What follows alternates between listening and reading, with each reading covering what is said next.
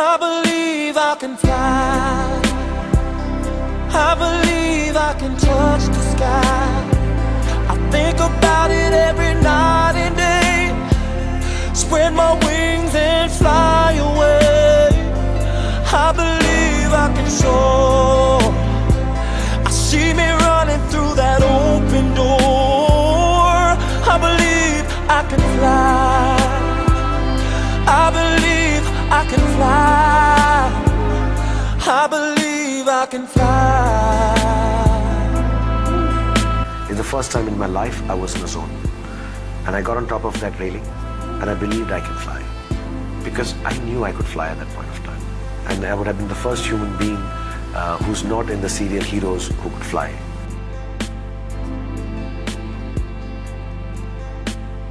They didn't allow me to fly, so I'll never find out. The match finished. I hugged everyone. I loved everyone. I think my only place is to the top, so I'll remain there. Whatever there is at the top, the asylum or the jail, I'll go there.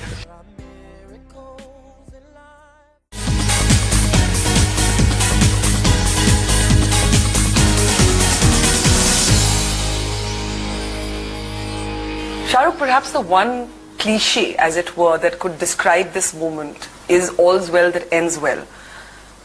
But before we get to the happy part, there's got to be many moments along this rather bumpy ride that you probably felt it wasn't going to end too well. No, this is a joke. You use the wrong lyrics of a song. As a joke, I'm saying, all's well that ends well. But I just want to, I've never felt things will go wrong. I think that is, yeah. I mean, I do what I feel like. I behave like I feel like. I say what I feel like. And get into a lot of trouble. A lot of trouble. I've told you last time also. I'm a nuisance. I'm a trouble child. To whom? Nuisance to yourself? To your family? To your friends? To people? I'm a nuisance child to my children. You know, honestly, I tell you, the other night, in one of the fights that I got into, which I don't remember which one now. I've done so many this year. But you're joking, right? You know, how many can you count? You know, now I've decided, I've promised there's MCA, myself.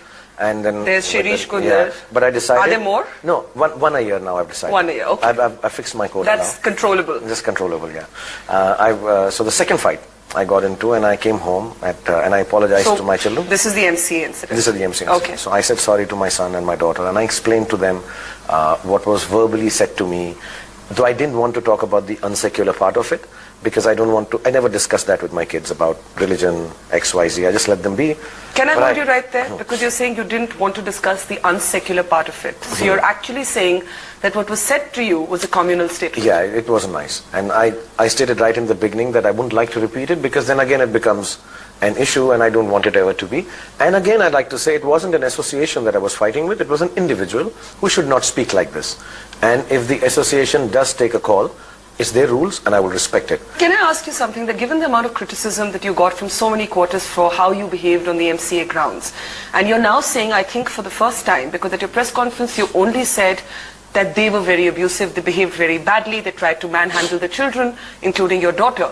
But you haven't actually come out on record and said that what was said to you was a communal thing. No, I said unsecular in the press conference. So why are you not telling us what this was? You know why? Because it just makes it even more pertinent that we have issues in our country which are communal. I don't like it. I get questioning your patriotism, questioning No. Yeah. Just a word which I misread because I'm from Delhi.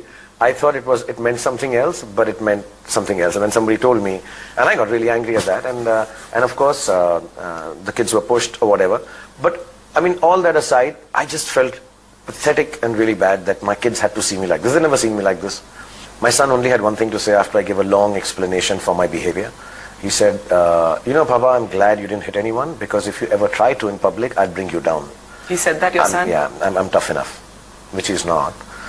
Okay, I won't say that, but he's a tough guy. And he said, you know, I would have pushed you down and not let you hit anyone. So I said, yeah, you should. And I'm sorry I did that. And after explaining long, I asked him, is it okay? He said, I have just one thing to ask. I said, what? Why? So I found that very Why what? Why did you react the way you did? Why did they say what they said to you? No, why did you do all this? So I'm like, okay, I'm sorry. And my daughter was deeper, as girls normally are. And she said, you know what? You don't have to say sorry to us. You don't have sorry to anyone. It's just that because of what you do, later on you go very deep in depression. And I don't like it when you're so deeply depressed. So for yourself, behave well. And so I think like I said, I'm a nuisance child to my children. And I realized that night. And I promised them I will behave better. I feel very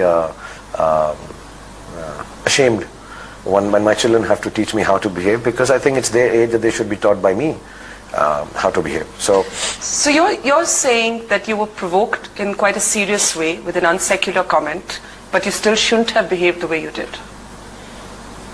Yeah, because I'm to behave well in interviews. I'll say that. In this interview you don't have to behave well. You can be who you are. Can I do one thing? I would like to answer some of the questions as what is the right way to answer it and what is my way to answer it. I just want the truth as it's seen by you. Can I do both, please? Okay, the right you one. can do both. So the right one. Yes, I have reached a stage, an age in my life and career where people do look up to me as a role model. And you can't even keep a straight face doing this politically correct. I'm just joyful.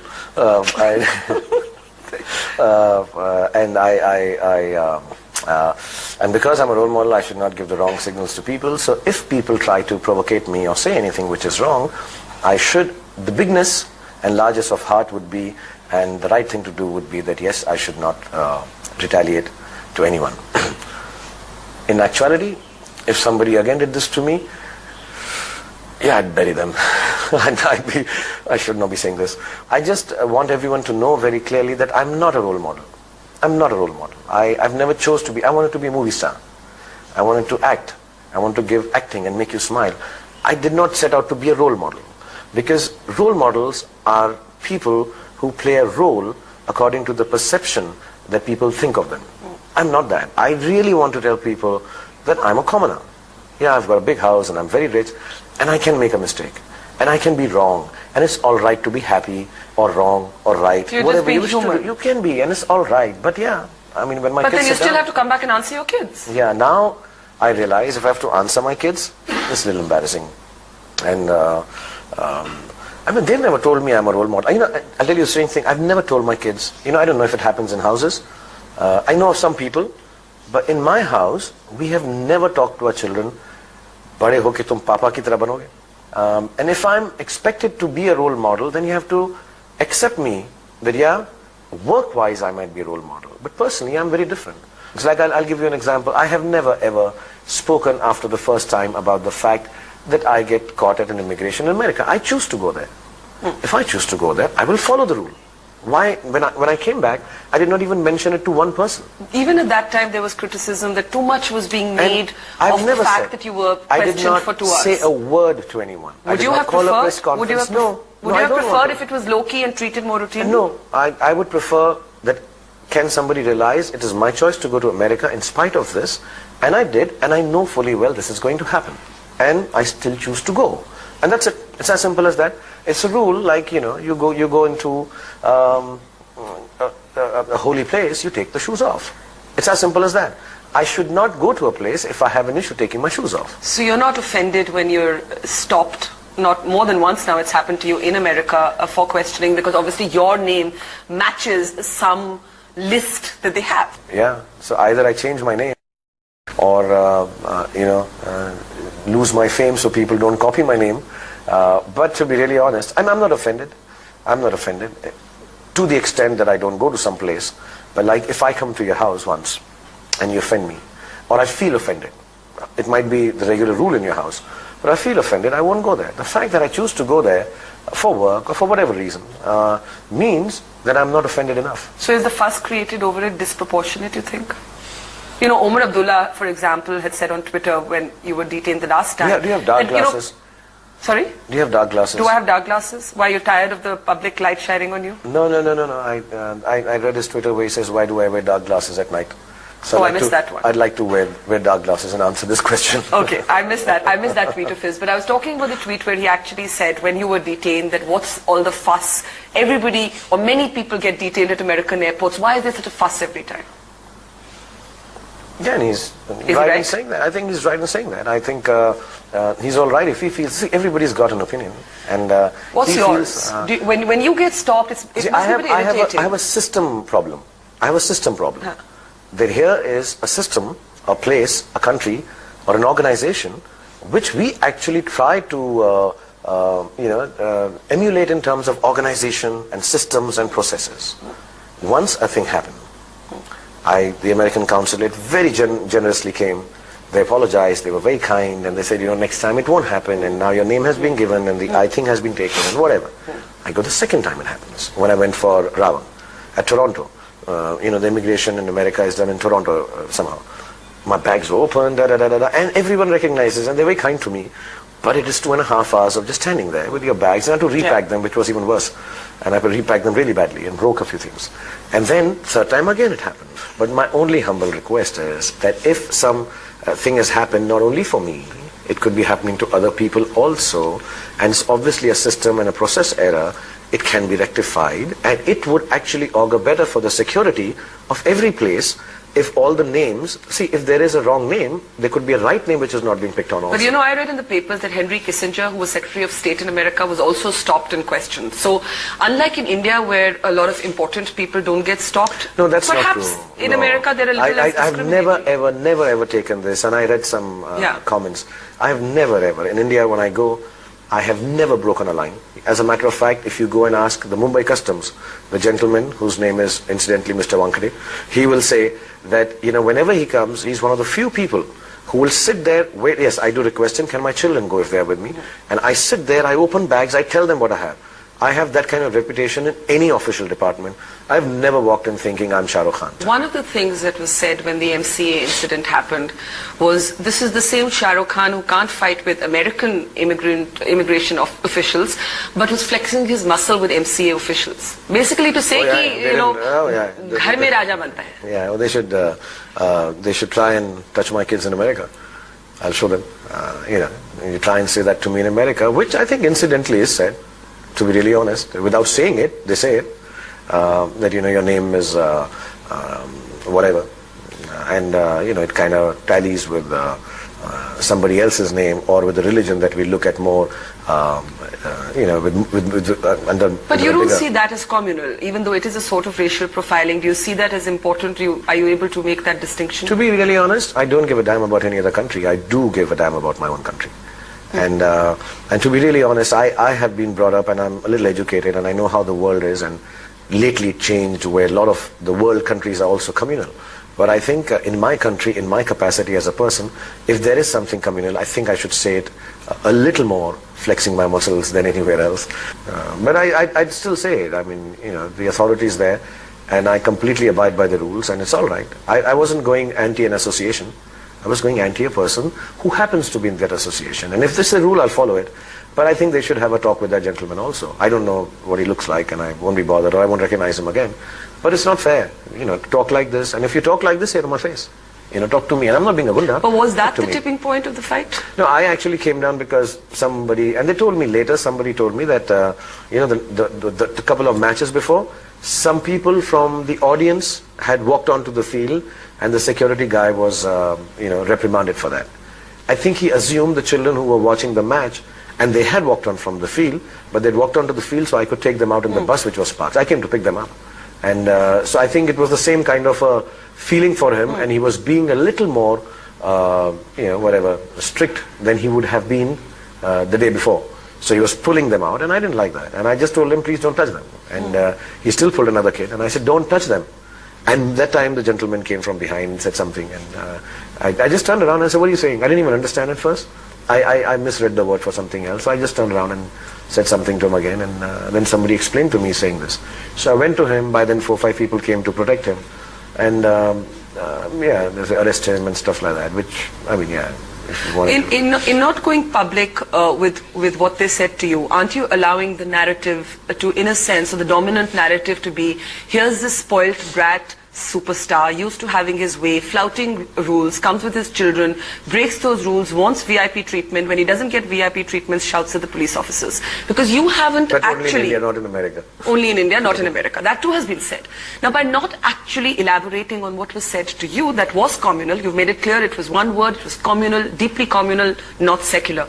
But by not elaborating on it, by not actually letting people know how abusive it was, aren't you allowing the other narrative to define the incident? I think it's enough for me to say that, yeah, it wasn't something that I think is to be said. You know, you can say a few words which are gali-like.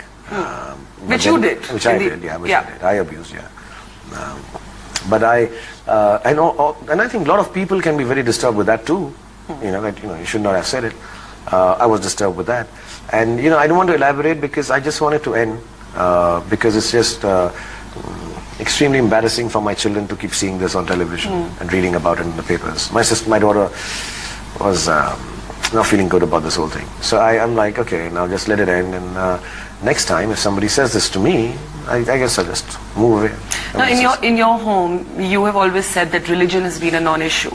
Did your kids understand that something like this was said to you? Did they want to know what it meant? You know, because it has been such a non-issue, as a matter of fact, like I said, my daughter finally turned around and said, why are you making an issue of it then, if it's a non-issue? And that struck a chord.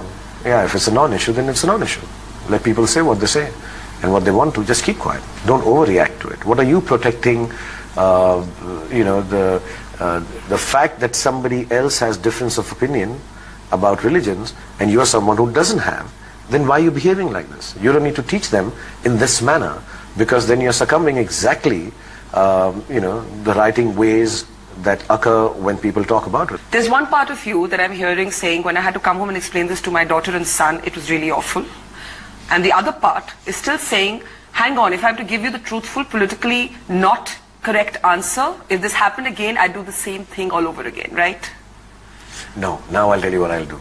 No, now you have to give me the real answer and not the politically correct what one. I'll do. What I'll do differently, if I get really, really angry at something, being a public figure, I'll take that gentleman into a public toilet, close the door so nobody sees it, and then do what I wish to do with it, so that nobody can take a picture with me like this. And there are people who are going to listen to this interview as they have listened to previous interviews and write, as they have written before, that Shah Rukh Khan is going through some sort of midlife crisis when he behaves like this and talks like this. Yeah. I keep hearing. Like I was you heard saying, a lot of that when this incident happened, right? Yeah. What are they called? Pop psychologists. Yeah, I heard lots of them. Yeah. And what did you feel? Did you feel amused, hurt, angry when you heard this? I'll tell you what I felt. I actually wrote it down. What I felt that day. As part of your book that you're writing? I just wrote it. I wrote it on my phone memo, and I kept it because it kind of hurt me. You know, I look at this and I say, okay, here are these people living in small boxes of judgment and righteousness, and I noticed that box is even smaller than the 42-inch plasma television that I'm watching them on. It's so small.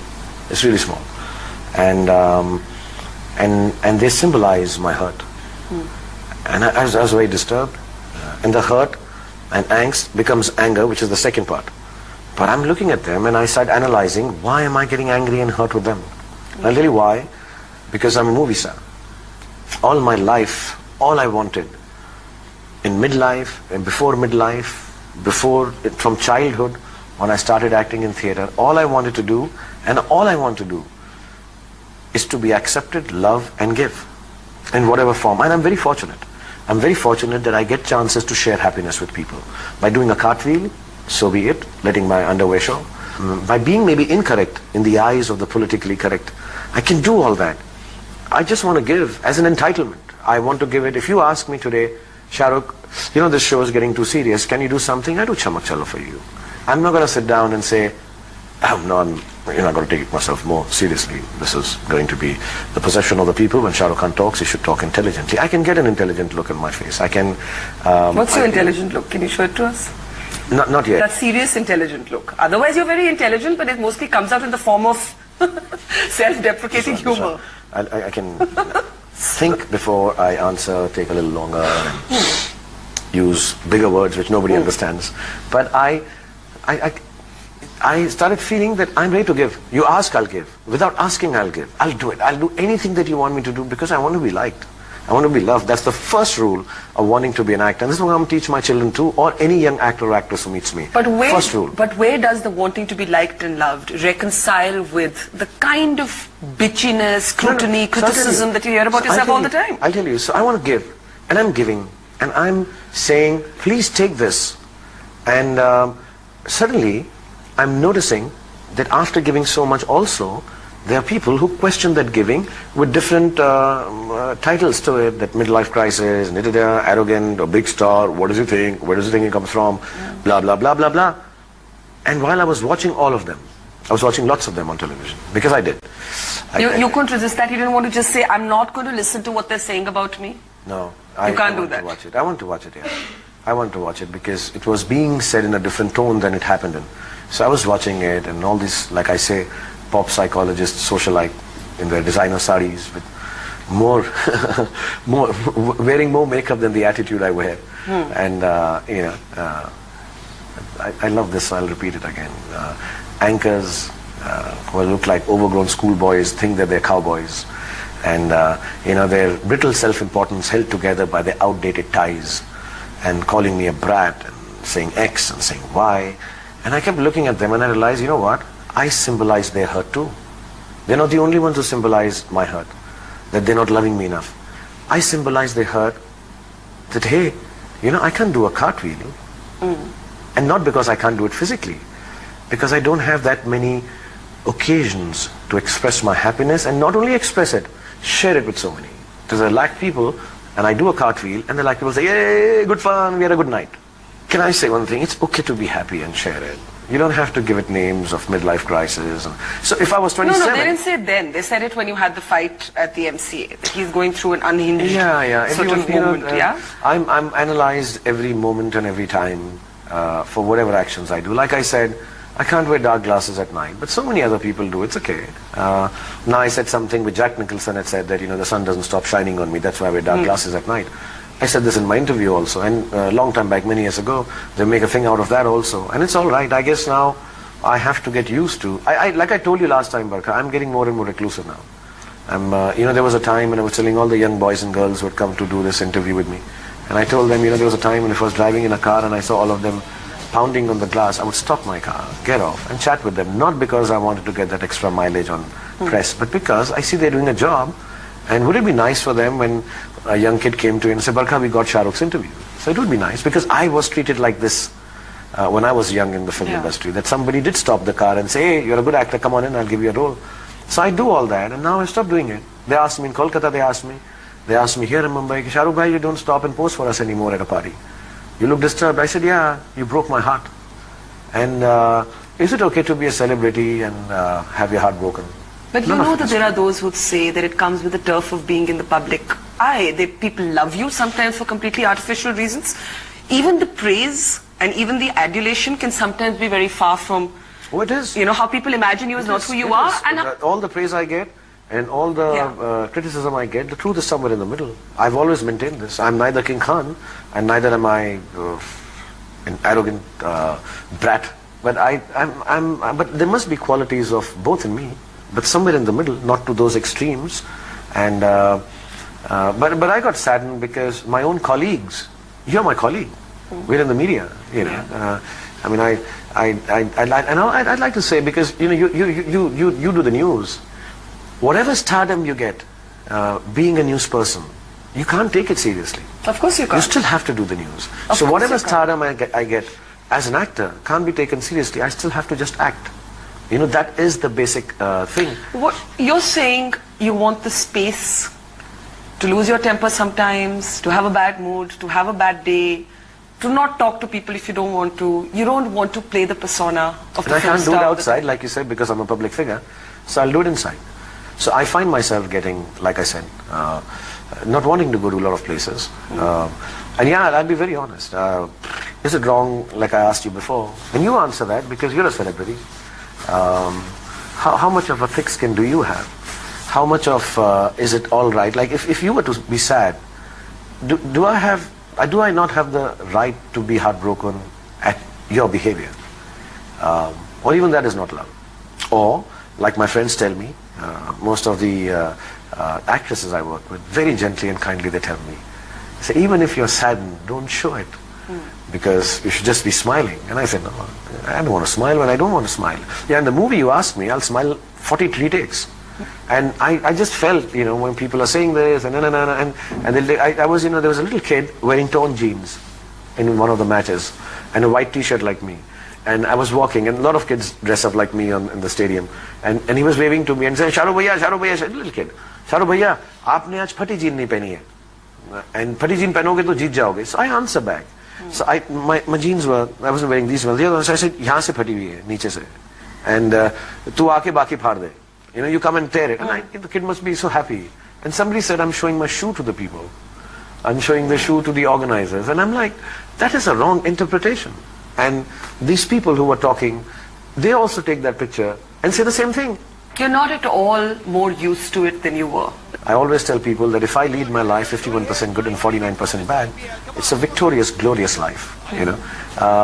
But suddenly, I just started feeling somewhere, and I told all the kids, I gave them sweets yesterday. I have a new rule, which I started, that if you ask me a good question, I'll give you a good sweet. If you ask me a bad question, no answer, just a bad sweet. I wanted What's them a to bad know. sweet? Bad sweet is it's very pungent. I don't like it. I gave it to one kid and he said, "It's bahut acha hai," also different strokes for different So folks. what's a bad question? I don't want a sweet. What's a bad question?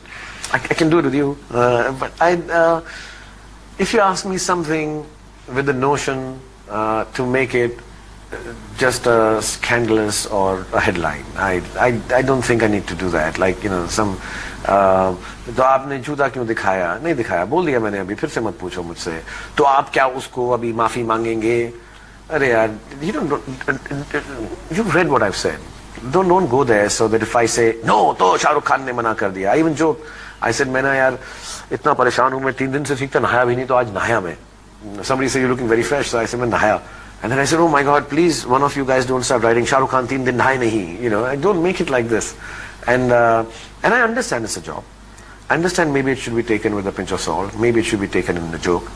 But then when the joke comes to my house, I'm finding the shadow of my actions, good and bad, becoming too dark on my family. And that disturbs me.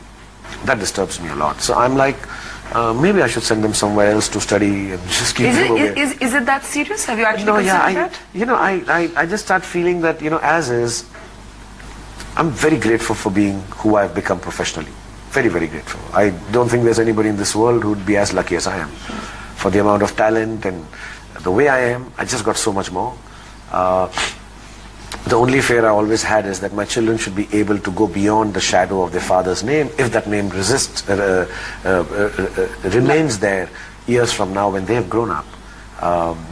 You know, I don't like it when somebody turns around and looks at me and says, "Tum bhi daddy ki tarah hero banoge." Nahi banega. It's okay. Nahi banega. What explains the change, though, in the sense that you've said that you're less able to take the judgments or the narratives that people create about you? Do you think when you that's have a relationship with someone, yeah. Suppose you and I know each other for 10 years, and we're sitting and having food, and you turn around and say something to me, because we have a relationship for some years, you assume that the way I said it, Shahrukh will know, because we have a relationship, right? But if Shahrukh only turns around and goes to somebody else and says, "You know what Barkha said? Barkha said this." You say, "But Shahrukh, you know, I always joke like this. It wasn't meant to be." You assume when you have a relationship of 20 years, 21 years, that, listen guys, you know, I can joke like this. You know, I've always joked like this. I've always had this sense of humor. But why is the sense of humor? People don't get your sense of humor quite often, right? Why is it suddenly, oh, he's arrogant? Like if somebody says anything, like you said that, you know, if you ask me a question, I can answer to the joke. But it's a joke.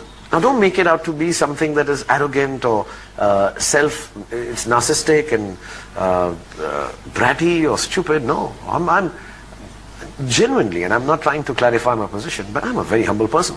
Whoever has worked with me, they will tell you this. That I'm a very humble person, but I speak my mind and have a lot of fun and I joke about things. But if you take all my jokes and put them in one column and say, read them, he's so arrogant. Yeah, they can read like that.